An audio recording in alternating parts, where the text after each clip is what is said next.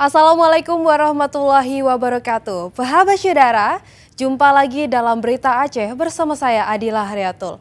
Sejumlah berita menarik akan kami sajikan untuk Anda dan berikut 3 berita utama hari ini.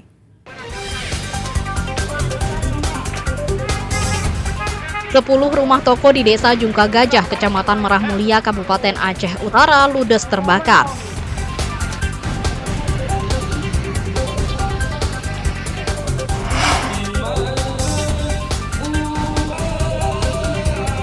Rapat pleno terbuka penetapan pasangan Bupati Aceh Tenggara terpilih diboikot 2 pasangan calon bupati.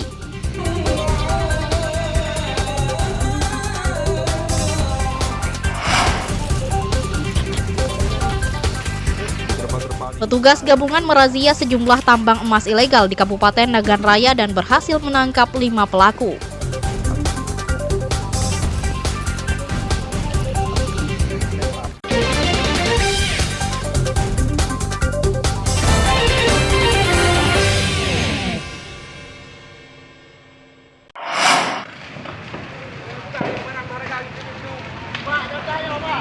Sebanyak 10 rumah toko, ruko berkonstruksi kayu di Desa Jungka Gajah, Kecamatan Merah Mulia, Aceh Utara ludes terbakar pada Kamis siang. 4 mobil pemadam dikerahkan membantu memadamkan api agar tidak menjalar ke ruko lain. Api baru bisa dipadamkan 1 jam kemudian. Musibah yang terjadi sekitar pukul 10.30 waktu setempat diduga akibat korsleting listrik dari salah satu ruko yang terbakar. Warga dibantu polisi dan TNI berupaya menyelamatkan barang dagangan agar tidak hangus terbakar. Tak lama kemudian, 4 mobil pemadam kebakaran tiba di lokasi untuk memadamkan api, namun api begitu cepat berkobar hingga menghanguskan 10 ruko. Jadi untuk yang laporan awal kita dapati itu pukul 11. Pukul 11 dari warga memberitahukan Polsek, jadi pihak Polsek langsung bergerak menuju lokasi. Saya langsung menghubungi pemadam, PLN, mematikan arus dan evakuasi lanjutan. Untuk toko yang terbakar diperkirakan sebanyak 10 unit. 10 unit gede yang berekonstruksi kayu. Nah, jadi untuk gede tersebut ada yang menjual kelontong, ada yang menjual barang pecah belah dan lain-lain. Ke-10 ruko yang terbakar menjual kebutuhan, telepon seluler, dan barang pecah belah. Meski tidak ada korban jiwa, seluruh dagangan pemilik ruko ludes terbakar. Hingga Kamis sore belum diketahui pasti penyebab kebakaran karena Inafis Polres Lok Sumawe masih menyelidiki di lokasi. Ramadan melaporkan dari Aceh Utara.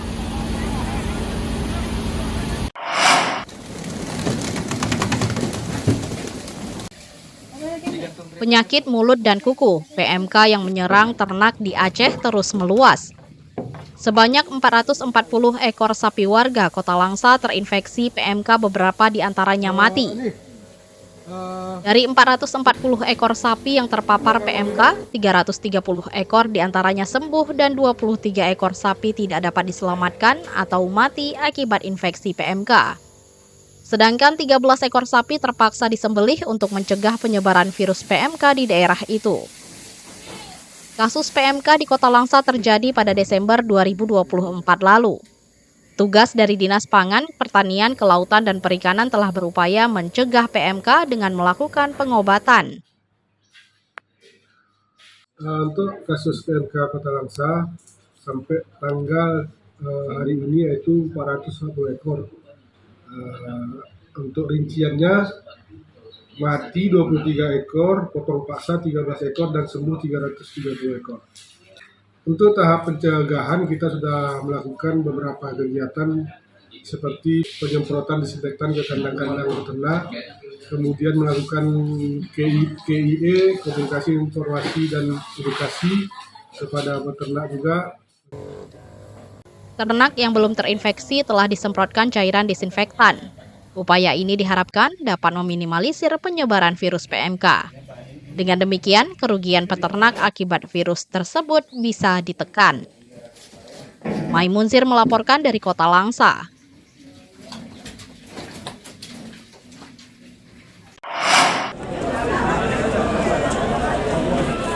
Ratusan tenaga honorer Pemkab Aceh Singkil memadati gedung Poliklinik Rumah Sakit Umum Daerah RSUD Aceh Singkil. Mereka berebut mengikuti seleksi calon pegawai pemerintah dengan perjanjian kerja P3K tahun 2025. Tenaga honorer yang lulus seleksi P3K, mereka wajib melengkapi berkas persyaratan. Salah satunya adalah surat keterangan kesehatan dari dokter pemerintah.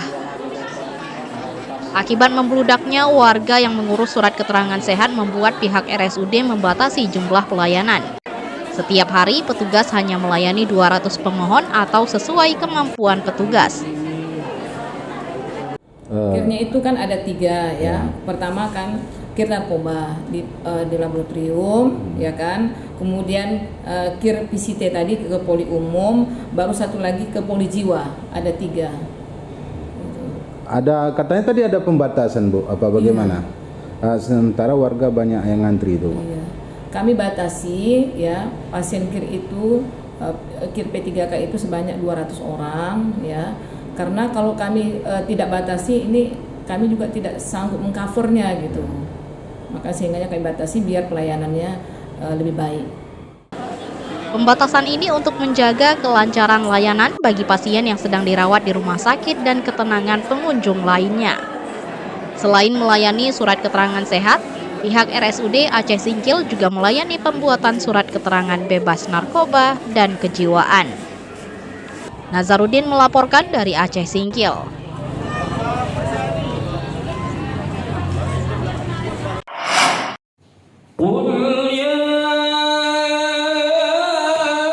Rapat pleno terbuka penetapan pasangan calon paslon Bupati Aceh Tenggara diboikot. Rapat pleno yang berlangsung di ruang serbaguna Bupati Aceh Tenggara pada Kamis pagi tanpa dihadiri 2 paslon Bupati dan pendukungnya. Meski tanpa kehadiran 2 paslon lain, rapat penetapan paslon Bupati Aceh Tenggara periode 2025-2030 tetap dilanjutkan Komisi Independen Pemilihan KIP Aceh Tenggara. Rapat pleno dihadiri Forkopimda, Panwaslih, pimpinan partai pengusung paslon Bupati terpilih. Bahkan saat penyerahan berita acara penetapan paslon Bupati terpilih, tidak tampak paslon nomor urut 2 dan nomor urut 3. Paslon nomor urut 1, Salim Fahri, Heri Al-Hilal meraih suara terbanyak atau 70.834 suara sah. Paslon ini unggul dari kedua paslon lain. Ya, jadwal pelantikan untuk selanjutnya kita telah menyerahkan berkas lengkap kepada Ketua DPRK Aceh Tenggara ya untuk selanjutnya melanjuti kepada Menteri Dalam Negeri. Tentunya nanti untuk proses selanjutnya ini ada di ranah DPRK Aceh Tenggara. Mudah-mudahan ya seluruh persyaratan yang dibutuhkan telah dilengkapi dan nanti akan diteruskan ke Mendagri. Maka kita akan tunggu nanti tahapan pelantikan ya selanjutnya. Pertama, berterima kasih kepada rakyat dan masyarakat Aceh Tenggara. Hari ini kami sudah ditetapkan bersama Dr. Heri Al-Hilal menjadi Bupati Wakil Bupati Kabupaten Aceh Tenggara melalui keputusan Kabupaten Aceh Tenggara. Insya Allah, mari bersama-sama membangun Kabupaten Aceh Tenggara dalam bingkai kebersamaan menuju perbaikan Aceh Tenggara untuk lebih baik pada masa yang akan datang. Meski sudah ditetapkan, pelantikan menunggu konfirmasi jadwal dari Kementerian Dalam Negeri. Selanjutnya DPRK Aceh Tenggara akan menentukan waktunya. Maimunzir melaporkan dari Aceh Tenggara. Rekan-rekan LSM setelah ditetapkannya